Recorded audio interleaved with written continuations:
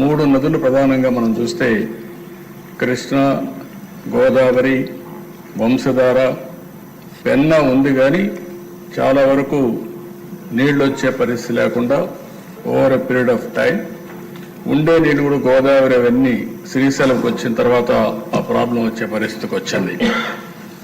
ఈరోజు మన రాష్ట్రానికి ఒక గేమ్ చేంజర్ పోలవరం.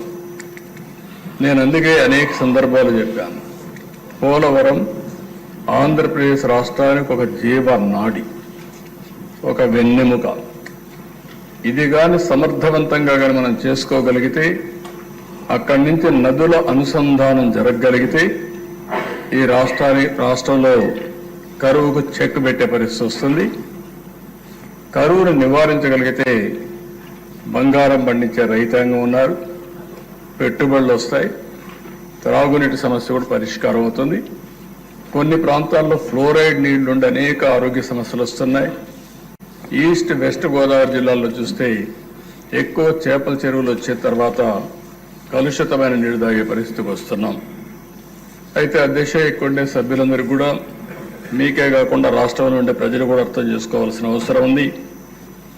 ఈరోజు ఏదైతే పోలవరం ప్రాజెక్టు ఉందో అది ఇప్పుడుది కాదు, ఓసారి చరిత్ర. ఆ చరిత్రలో మనం చూస్తే 1941లో ప్రపోజల్ వచ్చింది. 1941లో దివాన్ బహదూర్ ఎల్ వెంకటకృష్ణయ్యర్, అప్పుడు చీఫ్ ఇంజనీర్ ఇరిగేషన్, అతను ఒక ప్రపోజల్ పెట్టాడు.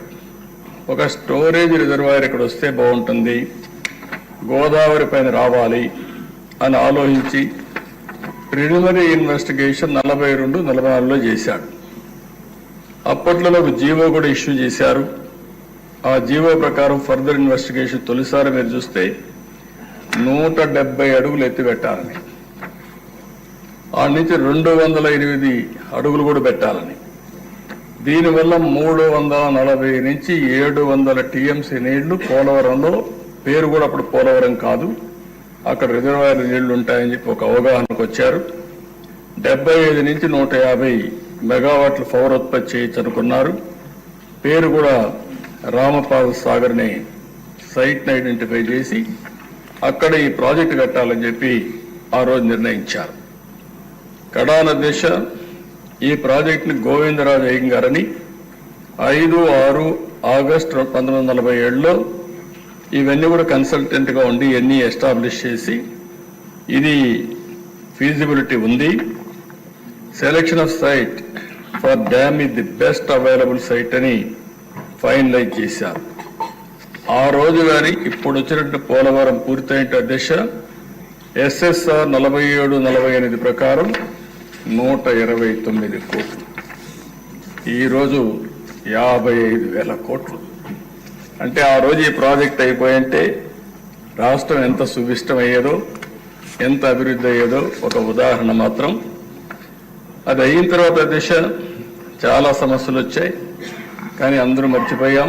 స్వాతంత్రం వచ్చింది, రాష్ట్రం వచ్చింది, మళ్ళా రాష్ట్రం కలిసింది, రాష్ట్రం విడిపోయింది. ఎన్ని జరిగినా కూడా అప్పట్లో ఎవరూ పట్టించుకోకుండా 15/5/1981లో మాత్రం అంజయ్య గారు ఫౌండేషన్ వేశారు. ఫౌండేషన్ వేసి ఆయన ఫౌండేషన్ మాత్రం వేశాడు, కానీ ప్రాజెక్ట్ ఏమి స్టార్ట్ చేయకపోతే రాజశేఖర రెడ్డి వచ్చిన తర్వాత దాన్ని ఎన్ని ఇబ్బందులు పెట్టాలో అన్ని ఇబ్బందులు పెట్టి అస్తవ్యస్తం చేసి ప్రాజెక్ట్ని ఇది అసాధ్యమనే పరిస్థితికి వచ్చారు. మొట్టమొదటిసారి దిశ రాష్ట్ర విభజన జరిగిన తర్వాత హైదరాబాద్ ఇన్కమ్ తెలంగాణకు వెళ్తుంది, ఆంధ్రప్రదేశ్కి ఆదాయం లేదు. కాబట్టి ఈ ఆదాయం రావాలంటే కొన్ని అనౌన్స్ చేయాలనే ఉద్దేశంతో పోలవరాన్ని ఒక నేషనల్ ప్రాజెక్టుగా అనౌన్స్ చేశారు. ఈరోజు హైదరాబాద్ ఉంది దిశ, నాలెడ్జ్ ఎకానమీకి చిరునామా. ఈరోజు దాన్ని ఒక ఆదర్శంగా చేశాం. అలాంటి రాష్ట్రానికి అక్కడ ఇచ్చినప్పుడు దీనివల్ల మనకు పూర్తిగా ఫలితాలు రాకపోయినా ఇక్కడి నుంచి శ్రద్ధ పెట్టాలనే ఉద్దేశంతోనే ఆ రోజు నేను ఒకటే ఆలోచించా.